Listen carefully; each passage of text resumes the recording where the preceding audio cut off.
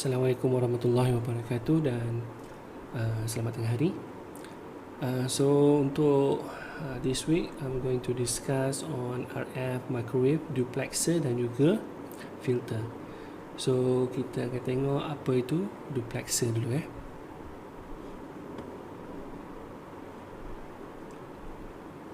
So untuk duplexer, if you look at two-way communication ataupun itu panggil full duplex punya communication kan. So dalam satu sistem tu dia ada receiving part dan juga transmitting part. So kita boleh cakap dipanggil transceiver lah. So if this system kalau kamu tengok gambar ni ada two part, receiver dan juga transmitter. So ini adalah receiver dan ini adalah transmitter. So kita perlukan duplexer di antara antena dan sistem ni lah. So selalunya lah untuk communication, this kind of communication dia menggunakan satu antena saja. So that's why kita kena ada duplexer. So apa itu duplexer? Duplexer is basically microwave switch. So macam switch lah. So bila antena receive the signal, dia akan pergi kepada receiver part. Bila the transmitter transmit signal, dia akan switch dan antena akan transmit. So kita tak boleh, sistem ni kena ada switch. Dia tak boleh operate two system at one time lah.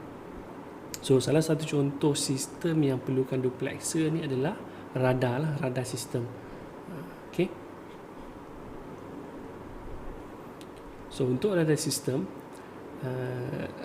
dia tak boleh transmit the signal during reception, during masa dia terima signal. So that's why kita ada duplexer untuk isolatekan transmitter dan receiver section. Okay. Untuk duplexer ni kita akan tengok two type of duplexer sajalah. Kita akan discuss two type of duplexer, balance duplexer dan juga circulator duplexer. Okay.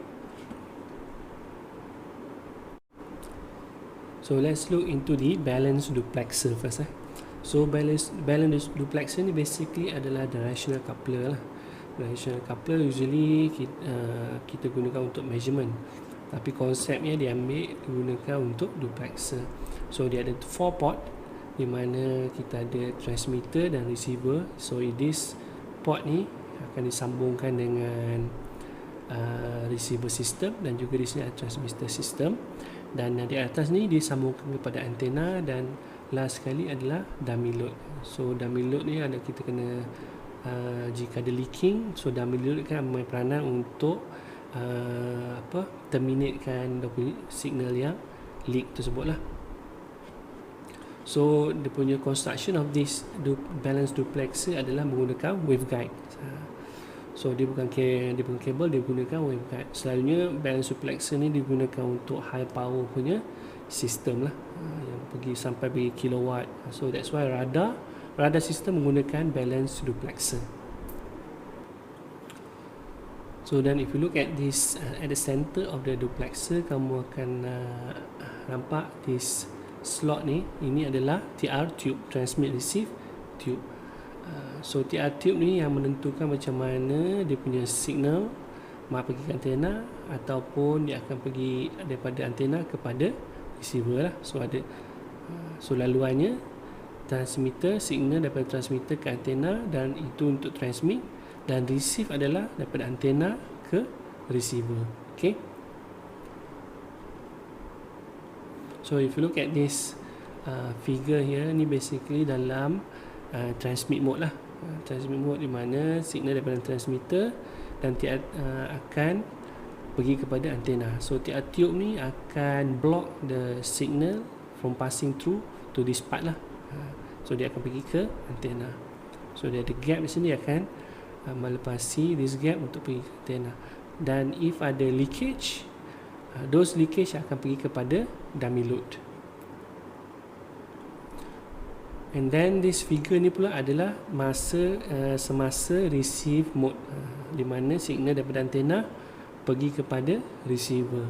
So at this time TR tube akan bagi laluan atau pass through the signal melalui ke receiver ini tanpa pergi kepada transmitter ni lah.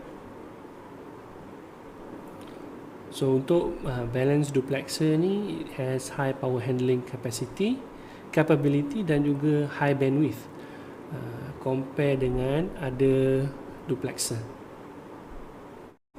So let's look into how the balance duplexer operate. So kalau kamu tengok this picture here, so the red line basically when the transmitter is active lah. Dan kalau kamu tengok di tengah-tengah tadi dia ada spark, so dipanggil spark gap. So TR tube ni yang menghasilkan spark untuk block the signal from transmitter passing through this part over here. So dia akan spark dan all the signal will be reflected to the antenna. Okay, so bila tiada spark, makna daripada signal antena ni dia akan receive dan pergi kepada receiver part. Okay, so if you look at masa dia dalam receiving mode, so kita akan nampak dia punya signal ataupun power berpecah dua, makna melalui this part here dan juga melalui this part. So itu disebabkan ini adalah minus 3 dB hybrid coupler lah. So dia divide 50% melalui sini dan another 50% energy melalui sebelah sini. So dia pecah signal kepada dua dan dia akan terima, dia akan combine balik signal di sini menjadi 100% lah.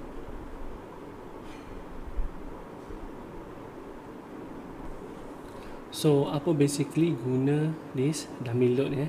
So if the spark gap ni dia tak ignite ataupun tak spark lah so the entire the entire power daripada transmitter ni akan melepasi this part ni kan. So that's why kita kena ada dummy load sini supaya all the energy is going through the dummy load dan dia akan normalizekan dia akan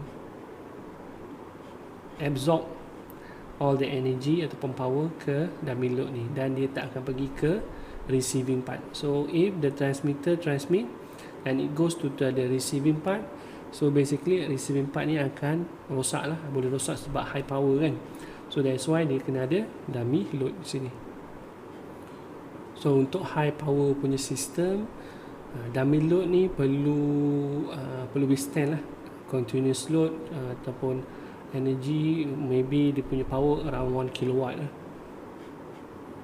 Dan if the radar system untuk long distance, so dia lagi tinggi dia punya power transmit, so dia perlukan dummy load yang boleh terima load ataupun power yang lebih tinggi.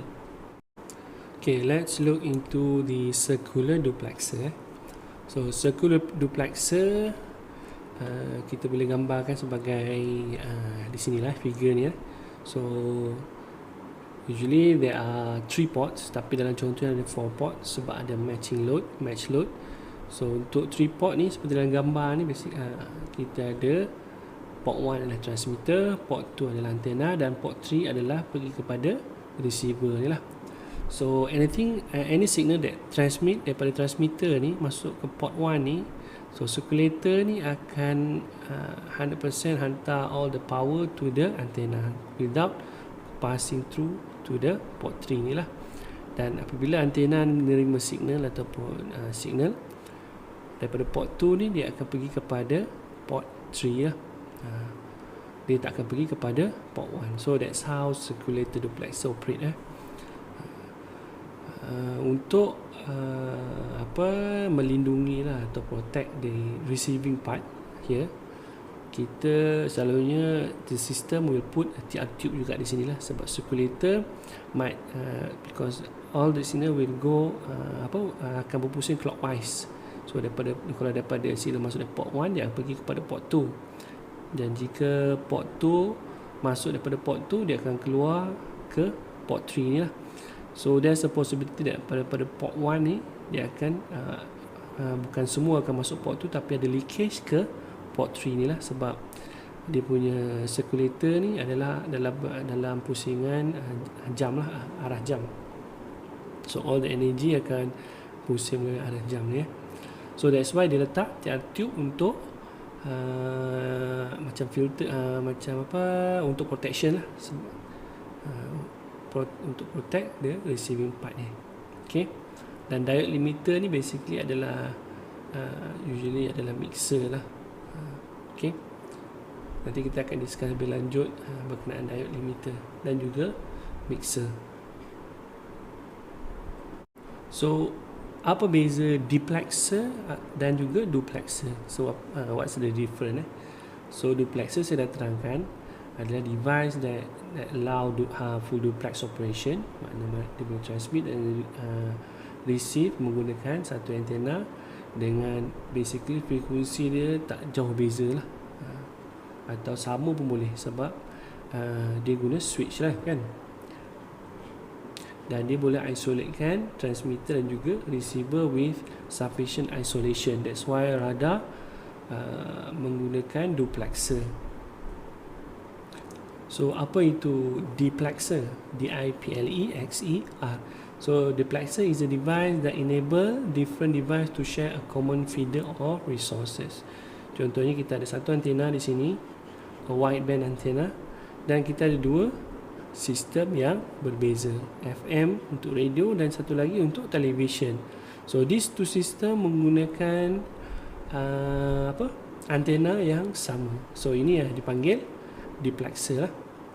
So basically dalam ni dia ada filter, it's either low pass filter, high pass filter ataupun band pass filter. Dan RF microwave filter ni kita akan discuss selepas inilah. Okay. So usually untuk frekuensi untuk dua sistem ni frekuensi dia berbeza lah, dan dia punya perbezaannya adalah jauh. So kita boleh guna duplexer ni.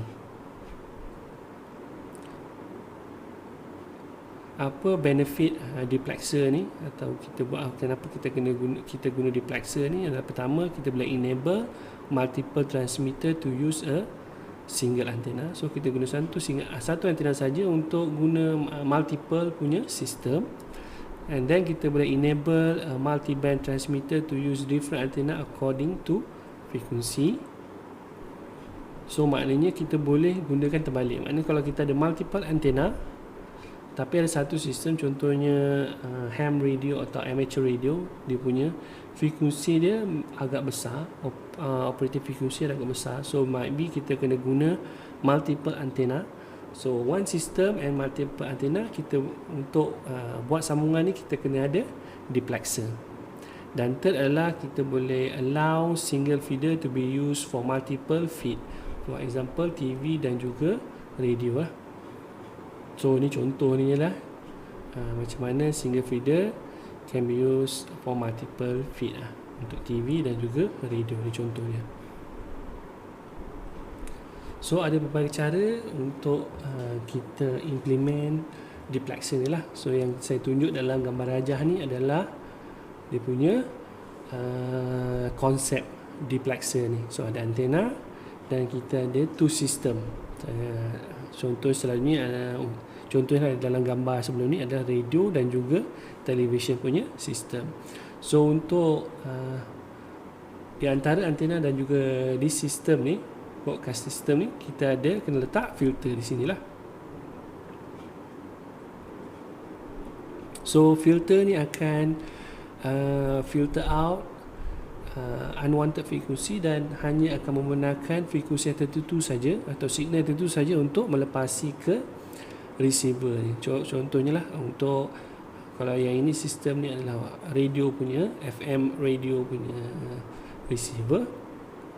So low pass filter ni only allow the frequency FM frekuensi saja melepasi this branch ni kepada FM radio ni. Kalau di sini pula TV punya broadcasting VHF ataupun UHF, So only VHF dan UHF saja akan melepasi di sinilah. So kalau dia melalui sini, dia akan di-block. So dipanggil filter lah. Okay. So bergantung kepada filter apa yang kita guna. Dia low pass filter, high pass filter, band pass filter, notch filter, dan kita akan discuss lebih lanjut berkenaan all those filter ni selepas ini ya. So macam mana kita nak design duplexer? Kita boleh guna software ataupun yang dinamakan Agilent ADS software, di mana kita boleh design duplexer ataupun duplexer. So ini contoh adalah stub tune duplexer. So kalau kamu tengok ni dia ada 1, 2 and 3 port. So ni port dia, dan port 1 ni pergi ke antena, port 2 and 3 pergi kepada different punya sistem lah, broadcasting system. Contohnya ni radio dan ini television contohnya lah. Dan dia menggunakan quarter wave open stub untuk filtering. So quarter wave open stub ni, dia basically if it's open and quarter wave is basically a short circuit lah. So short circuit means dia akan block certain frekuensi that dia akan block supaya tak melepasi ke port nombor 3 ni. Contohnya at this part here, frekuensi dia design the stub here at 2.2 GHz, and for this part here the design the stub at 2 GHz. So any signal that resonate at 2.2 GHz will be blocked.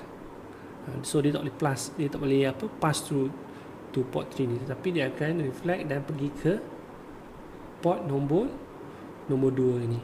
So kalau di sini pula dia akan block signal that resonate at 2 GHz. So if the signal operating at 2 GHz, dia akan block dan dia akan reflect back, dan dia akan hanya pass through to this branch ke port 3 ni saja. Okay. So ni adalah result of the simulation. Kalau kamu tengok ni adalah S11. So rasanya kamu dah last week lecture kita ada discuss on S11, di mana dia adalah Brittle loss ataupun refraction coefficient, ataupun sama juga dengan VSWR lah sebenarnya dia punya intipati dia. Tapi untuk S11 kita akan tengok dekat -10 lah. So if you look at this, dia ada resonant frequency di sini dan dia operate at 2 and 2.2 GHz. S11 dia. Dan if you look at S21 and S31 yang ni, so S21 adalah yang biru, S31 adalah warna merah. So S31 ni adalah transmission coefficient, maknanya if it's S21 maknanya signal daripada port 1 ke port 2. So if you look at this part here at 2 GHz, the blue line here means that if it's below than minus 10 dB here at 2 GHz means that it transmit almost 100% lah, more than 90%. Dia pass through to this part here. Sorry, bukan dia pass through, dia block ya. So if it's below the -10, kalau lagi bawah lagi bagus, dia akan block basically any signal yang cuba melalui this part here ya, 2 GHz ni. Dan dia akan reflect back kepada this part here. So sama juga line merah at 2.2 GHz, basically dia block everything, more than 90% punya signal daripada melepasi ke port 3 ni, dan dia akan hanya membenarkan those signal pergi ke port 2 sahaja. Okay.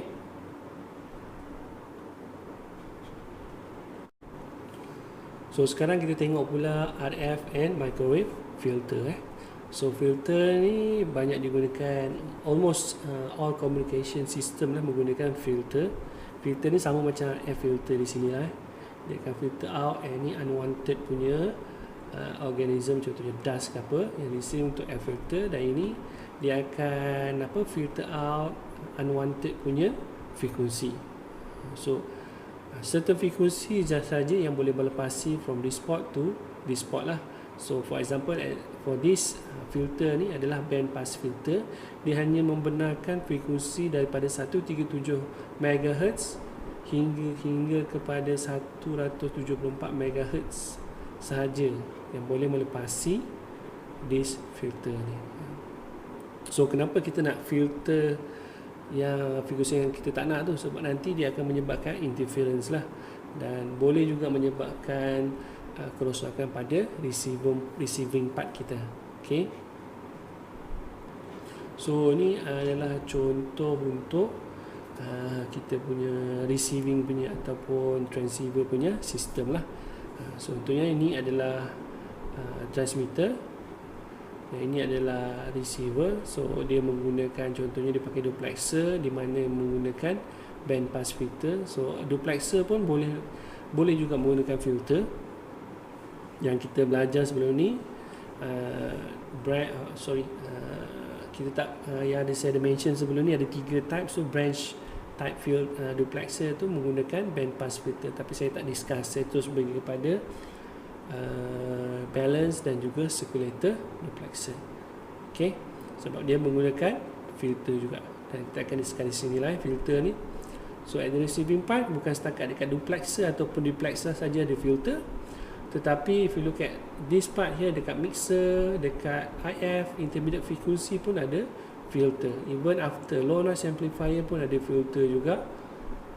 Dan if you look at this local oscillator yang generate local punya frekuensi, LO punya frekuensi, still menggunakan filter. So filter ni memang penting lah untuk every communication system.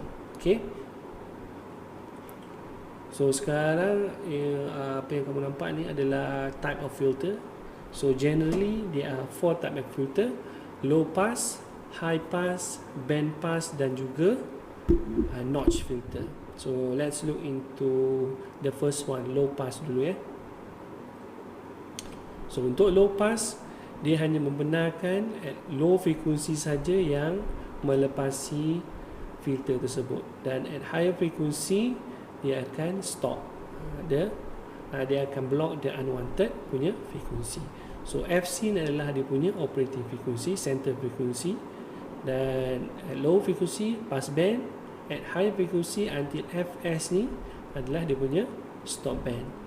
Dan if you look at the S parameter, kita akan refer at minus 3 dB. So kenapa minus 3 dB? Sebab minus 3 dB, if you do the calculation, it's basically a 50% dia punya energy akan pass through. So that's why kita kena dapatkan dia punya respon higher than minus 3 dB. So at least 50% the power ataupun the energy of the signal is passed through to the filter.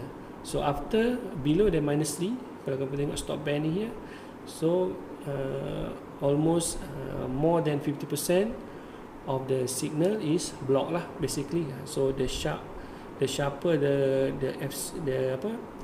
the smaller the gap FC dengan FS ni, the better lah filter tersebut.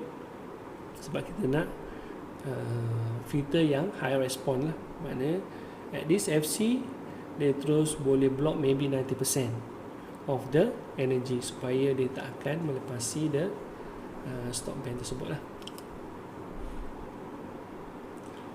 So kita tengok pula high pass. High pass dia hanya membenarkan at higher frekuensi, maknanya frekuensi lebih tinggi daripada FC ni untuk melepasi the filter, dan dia akan stop the frequency that below than FC.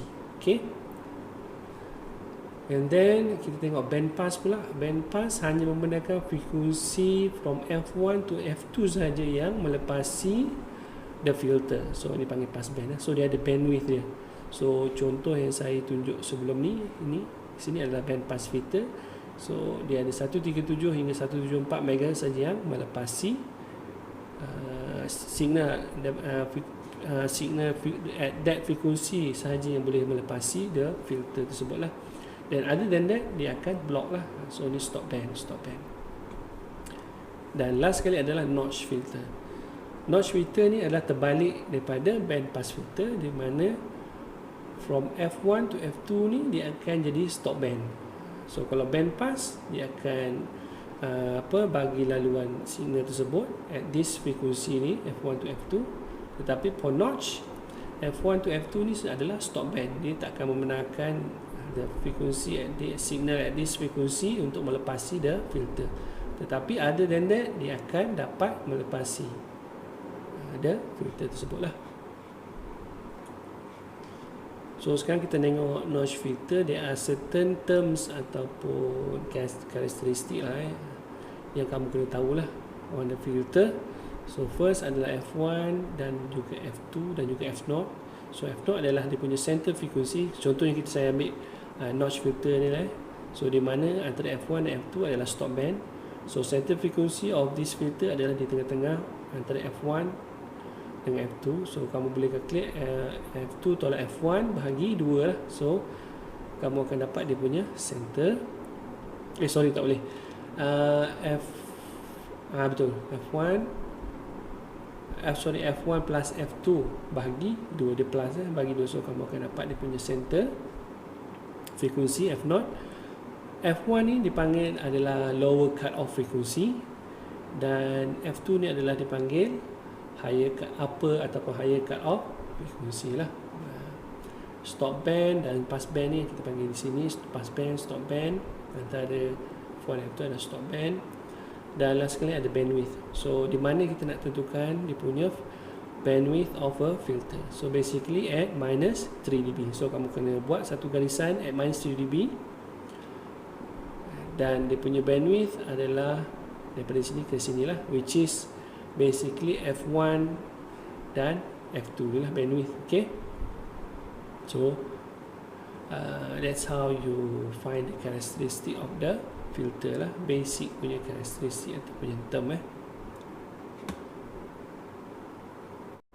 So what's inside filter like this lah? Basically most of the time adalah microstrip punya ataupun PCB punya design dalam ni lah. So kita ada port, dia solder kan, design some sort of design di sini menggunakan PCB board.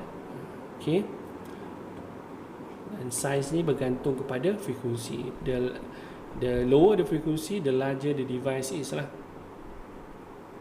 So contohnya yang ini ada 5 cm, might be for VHF ataupun VHF punya sistem filter. Dan filter ni ada pelbagai lah. The basic filter design yang selalu kita discuss adalah Chebyshev dan juga Butterworth lah punya filter. So saya rasa saya akan buat quiz on this part. So kamu kena study on yourself lah about the Chebyshev ataupun Butterworth punya filter. Okay, so let's look into one of example lah, design example. So this I got from a paper. So untuk this filter ni basically it's fabricated on the PCB board. So dia ada port 1 and port 2. So it's reciprocal. So kamu boleh menggunakan ni sebagai input ataupun ini sebagai input, tak ada masalah sebab designer reciprocal. The size is around 12 cm macam tu lah. Dan dia menggunakan loop, dia panggil open loop ataupun split ring resonator lah sebagai filter. Dan if look at the response, ini adalah dia punya insertion loss ataupun dia punya kita panggil transmission coefficient. So dekat this graph ni lah yang kita kena gariskan minus 3 dB dekat sini. Dan the line yang crossing dengan dipanggil respon ni adalah dia punya F1, dan juga yang F2 adalah yang kedua ni lah. So kalau kamu gariskan, kamu dapat frekuensi F1 dan F2 cut off dia frekuensi. Dan juga kamu akan dapat bandwidth of this filter tersebut. So ni adalah zoom in of this part ya, insertion loss. Dan juga dibagi juga return loss. So return loss should be below -10 lah. Return loss adalah dalam dotted line ya. Okay. So kalau kamu tengok return loss dan dia punya insertion loss, dia punya crossing around -10 dB. So untuk S11 kita tengok at -10. Untuk insertion loss ataupun S21 kita tengok at -3 ya. Sometimes kita tengok practicality might be kita agak suka untuk dapat -3 dB punya insertion loss. So sometimes they refer at -6 lah. So it depends on what application you're going to use for the filter. If it's a really high sensitive punya system, you need to get a -3 punya the insertion loss. So that's all for this week. Kita discuss on duplexer and filter.